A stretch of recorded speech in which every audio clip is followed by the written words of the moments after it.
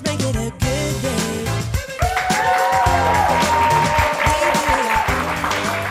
And welcome back. Well, we know it's wedding season, and if you want to add a little Hollywood glamour to the wedding, but you don't want to take out like a second, third, fourth, fifth mortgage, there's a way to do it. Here with some great tips is a wedding planner, Elizabeth Sherry. Hi, Elizabeth. Hi, Jason. So,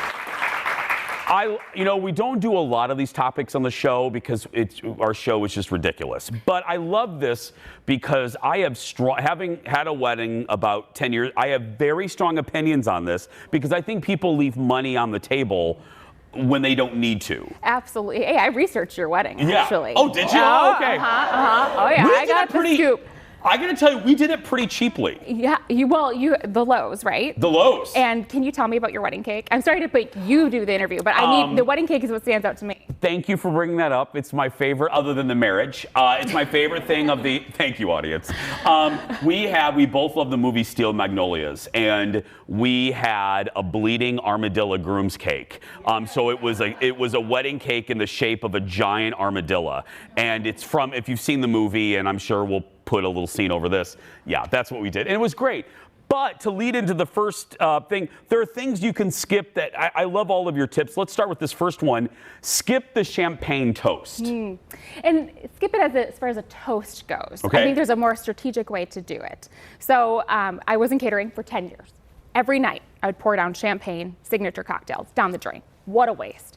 There's a better way to do it. Can you imagine now coming to a wedding and you have butler passed champagne upon arrival, and now your ceremony, everyone just has a little bit of lift to them in their spirits as they're watching you take your vows. I like the word lift. That's what those bubbles do. Yeah. So that's a great way to do it instead of at the toast, because most people are going to drink their water or their wine that's at the table, and otherwise it's just wasteful. So have it served. Don't just put like a buffet of it out there. No. Okay, and speaking on that same family, do butler passed hors d'oeuvres with just a few per person? Yes. Some people go a little bit crazy. And again, that's something that I would throw down, well, not the drain, but in the garbage. You would throw in the garbage at the end of the night. And it was something where it just felt so wasteful. So instead, just have a couple. And by the time that those are wrapping up, it's time to get moving anyways. And have you ever been to those weddings where you're just stuffed? I mean, not as stuffed as I am right now, but stuffed. Yes, that's starting there. Feed them a little bit, because I think you'd agree. You want them to be in a good mood, and you don't want them hangry, because then they don't want to sit through your ceremony. And nothing worse than a hangry person. Absolutely. No one needs to be doing Lamaze during dinner. No. Number 3, off-season or non-prime wedding days. This is actually becoming trendy, like Thursdays, right? Yes. The pandemic kind of did a little bit to this, is that people were fighting for wedding dates, and obviously Saturday being the most prime, May through June in Minnesota is the most prime.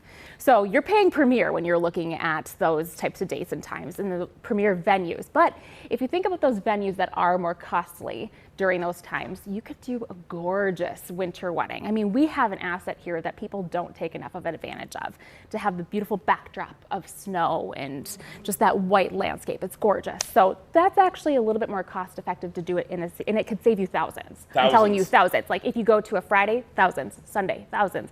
Winter weddings, thousands. We knocked our bill down thousands by doing it in September and doing it at and then we could have saved even more, but I did want a Saturday, but we could have saved, she told us, we could have saved $4,000 if we would have moved it to even a Friday. She was willing to do that. Find a venue that has preferred catering list versus one with an exclusive caterer. Can you explain this one? Sure. This one gets a little in the weeds, but I'm going to just do it as kind of simple economics. Okay. Think about when you have one source for something. So it's a monopoly, right? There is going to be a higher rate. There's going to be a higher premium on that space. Whereas if you have an open market into certain venues that allow off-premise catering, you get to choose what type of cuisine you want, something that maybe even represents you and your couple or your partner in this. So that actually opens up, not saying that those exclusive partnerships aren't great, but it is something where if you're looking to be a little bit more cost effective, I'd look right there. I have a friend that's getting ready, rented a venue, a great venue, but not an overly fancy venue, and is hired a food truck to pull up, and it's casual, but people love that. I mean, everybody thinks that everybody wants fancy. They just want a hamburger. Yeah. They just want food.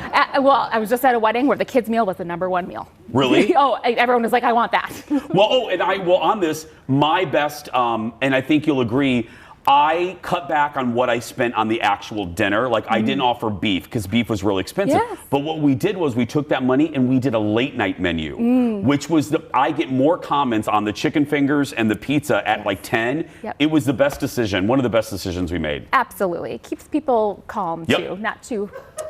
Fewer people ask yourself, would I hand this person a $100 bill? What do you mean?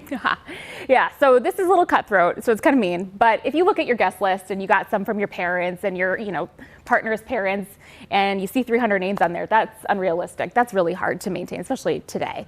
So I say, if you will not give them $100 today, don't invite them. It's a minimum $100 to have them at your wedding. I love that. I knew you would love cutthroat. I love the cutthroat. Because I called our main guests 94, and then the people we invited to just the reception, the 694s. Yeah. They were just the great local reference. I love that. Thank you. We got to go. But I want my last thing is all of my best life lessons always come from the Oprah Winfrey Show, and I'll never forget. Truly, I'll never forget an Oprah show where they interviewed hundreds of guests leaving a wedding to say, tell me what the table settings were. You know where I'm going with this. Oh, yeah. Tell me what the centerpiece looked like. Not a one could tell the interviewer what the centerpiece looked like. The point is, people waste a lot of money on stuff that the guests don't really register. Do you agree with that? 100%. And that's why I brought up your wedding cake. Yeah. Everybody has the opportunity to have one wow with a wedding. And your one wow was your wedding cake, I think. And I heard your ceremony was beautiful. Husband. And of course your husband, Colin. Yes. But yes, definitely have one thing that wows, and that could be it. It's as simple as a cake. Yep. And then cut the rest. Thank you. Please come back. I will. And good luck. Congratulations. Thank you. We're going to take a break. We'll put this segment on social media. Just search for Jason Show TV. Back in a moment, everyone.